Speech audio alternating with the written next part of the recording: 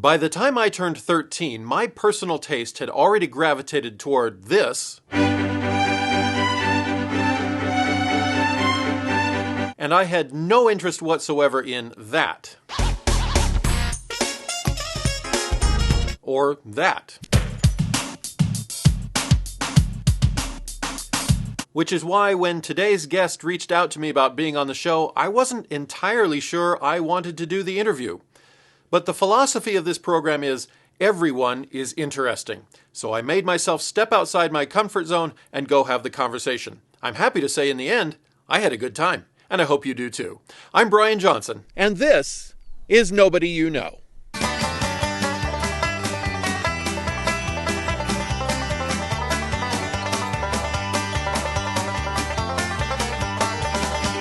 Hello and welcome to Nobody You Know. I'm Brian Johnson and I'm sitting next to a woman named Stax Status. Okay, she's not named that, but that's the name she has chosen for herself because she is an aspiring rapper. So welcome to Nobody You Know, Stax. Tell me, let's just start with, how did you get involved in the world of rap? Well, I've always been musical. I've always been a singer, songwriter, piano player when I was younger. And then I was never really exposed to hip-hop when I was younger. But at the end of high school, I started listening to it more and more. And I just kind of fell in love with the culture and the deeper meaning of it. And decided that it just wasn't enough for me to play the piano and sing. I needed to express myself through rapping and through making beats. As someone who grew up on piano also and classical music, you have an uphill battle here convincing me that rap is exciting. So I'm the old guy.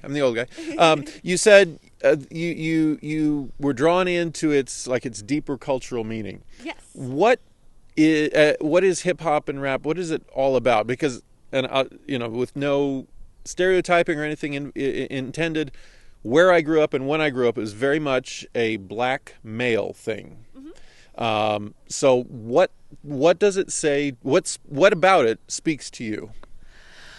Well, hip-hop is comprised of 5 pillars. There's rapping, emceeing. There's DJing, breakdancing, graffiti art. And the 5th pillar is knowledge, wisdom, understanding.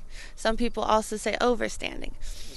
Now, why I love that culture is because that music was there for me, and it healed me, and it empowered me, and it strengthened me when I was in a weak place and when I was down.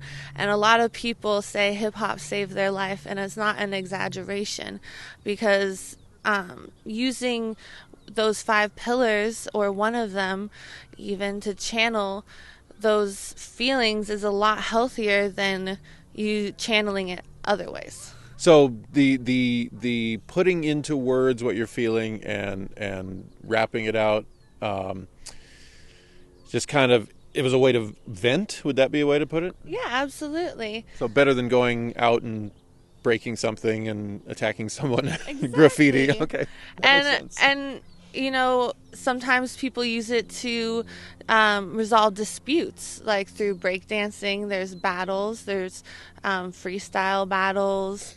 There's a lot of different ways that people use it, and I really respect and admire that. Have you gotten involved in a rap battle or anything like that? No, I stay away from battles, honestly. But I do respect the people who do battle. You moved down to Bend from Seattle. Yes. Did the move have anything to do with the music, or was that just employment? Employment, okay. Yeah. Fair enough. Mm-hmm. What kind of, and if I use the wrong terms, forgive me, this totally is not my world. Okay. What kind of rap or hip-hop scene is there in Seattle? Let's start with Seattle. Seattle is big. It's not as big as a lot of the bigger cities and a lot of like Atlanta or Chicago. However, there are a lot of different scenes within Seattle. And so it really just depends. There's a lot of different types of music too, types of hip hop. So within Seattle. And here is, I guess there's still a few types of hip hop, but I I haven't ran into as many as in Seattle and as many artists as in Seattle, but that's just because it's a smaller town. I have ran into a lot more people than I did expect, though, for such a small town. What kind of, how do I put this? What is, I can't even think of the words. Describe the scene. You talk about the rap scene or the hip hop scene. Where do you find it? Are we talking about just the community of individuals, or is there a place downtown? Is there what is the scene? That's a really good question. So it is people, places, and things. All of the above. It's about the people who make the places meaningful through the things they do. I saw on your Instagram there were a couple of events you've been to, at least so far in Bend. I guess the question is, what goes on there? Besides the obvious, where it would be almost like a hip hop concert. Yeah. One singer after another, or one individual giving a whole concert. Just tell me about going to one of those.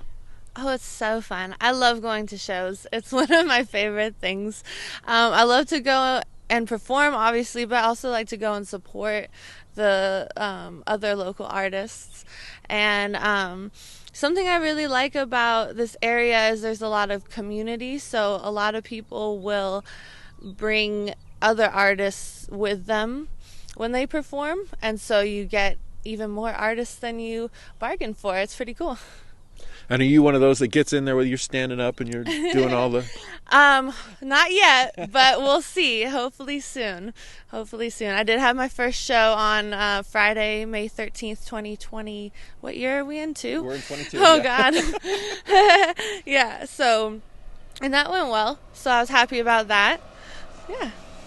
Were you the headliner for that, or one of many, or? No, the person who mixes and masters and records, engineers my stuff. He put on the show and was the headliner, and then my manager booked me through him, and so shout out to them. They put me on, so I'm really grateful. Okay, you said manager just now. I don't know, just in our communication in getting together today, it almost sounded like you were still a beginner, but it sounds like you are actually, but you've got a manager, would we say representation, or just describe this world for me. Okay. Well, it's definitely been a struggle to find the right person, especially as a female. A lot of people try to take advantage of you as a manager, and it's really bad. So I actually found a female manager. I mean, females can take advantage of other females. That's, totally possible. But she's awesome. I really, really like and respect her, and I'm grateful for all the work she's been putting in for me. My goal that she's going to help me with is to get 2 EPs out onto all platforms, including Spotify. Right now, I'm a SoundCloud rapper, I guess you could say, because my stuff is only on SoundCloud. But my goal is to get it onto Spotify. So that's what I'm going to be doing with these 2 new EPs. One of them is self-produced, and the other is not self-produced. And she's also going to help me headline a show, book a show to headline. Okay. And I'm doing some music videos as well. Oh, nice. What's your story in terms of learning I guess music is probably not the right word. The beats is the word that kind of goes around about the underlying. How did you pick that up? I was taught, how to make beats, and I'm really grateful for that. And it really opened up my world because I was no longer reliant on other people. And I no longer had to pay for beats. I still sometimes choose to use other people's beats, but I'm not forced to. Mm-hmm. And it's really freeing, and it's fun. It's another way to channel my energy and be creative. You mentioned using other people's beats. How common is it that people will just kind of create an underlying rhythm track and then just share it around, or is that Is that a good thing, a bad thing? Is that considered stealing, or does it just happen all the time? People publish their beats on a lot of different websites, including YouTube or BeatStars, and you can, some people just don't purchase them, some people do purchase them.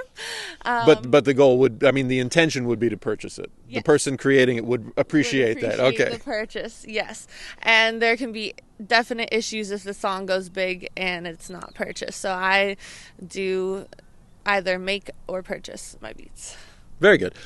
How do you make a beat? I mean, I know this probably would be a topic that would be better if we were right in a studio somewhere with all of what you would normally use. But what goes into it, I guess, in your head, and what goes into it on the equipment, the keyboard or whatever technology you use? I've seen a very little on YouTube, so I know. Yeah.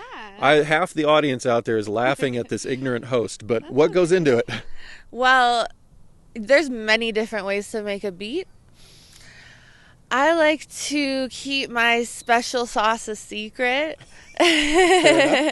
But it's really all about finding inspiration. Whether it's from a sample or it's from a sound you hear and then record, or it's a melody that just comes to you. You know, it's just all about channeling the creativity. Do any of your raps, hip-hop songs do you have a theme? Do you have what you said it's useful, people use it for expressing themselves. Is there something you tend to express most, or just you're all over the board? I would say I like to diversify my portfolio. I have a song about the environment called Gaia. I also have more inappropriate songs. We'll keep it family friendly, but okay. Exactly. All right, that's fine. That's what I figured. So, yeah, so it just ranges, and it also depends on my crowd, what I am going to perform. Mm-hmm. So there's not necessarily one inner yearning or inner beast or inner demon or whatever that you need to get out. Oh, well, I mean, I have plenty of those. Well, I think I'm going all the way back to long ago. I think it was NSYNC, the boy band, yes. Where I noticed song number 1 was Baby I Love You, song number 2 was Baby I Don't Love You Anymore, song number 3 was Baby I Love You, song number 4 was Baby I Don't Love You Anymore, song number 5 was Baby I Love You. I see what you mean. What do you have?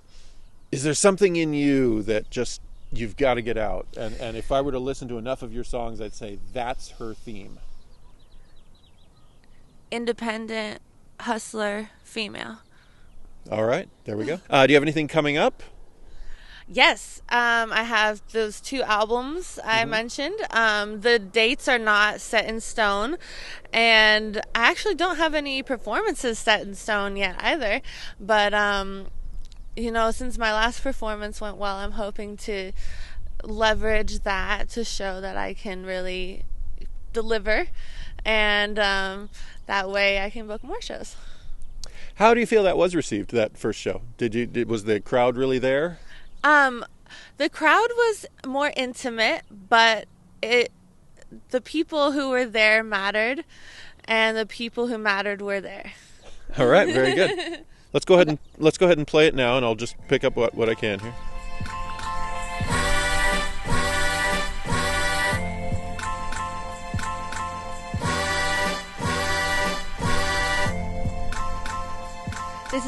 The beat is by Tantu Beats out of Netherlands. Tantu, teaching you the language of beats. Hold up, wait, you know what? I'm the bomb, so what? Pomegranate over wine in my cup. Golden granite, my luck. Went from stranded and stuck to rolling blunts in the truck. Made him my back for muck. Bum ass for a buck. But I took him to lunch. Told him it ain't about us. In the game we trust. Choose up, choose us. Stay in my lane, I must. When the game get tough. Poker face, no bluff. Beat the case, no one cuss. Who does the background vocals? Does that?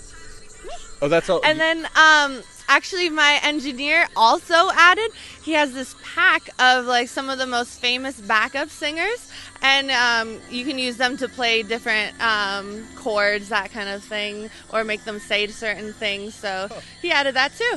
But the main backup vocals are me. So you did all the layering of the multiple voices? Yes.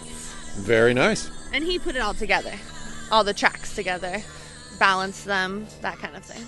Okay, so you don't you aren't as involved in the final mix. Right. You let the engineer do that. Yes, I do, give suggestions and that kind of thing, but I also like it to be really collaborative. I like to really listen to what my engineer has to say and make sure that I'm receiving his input as well.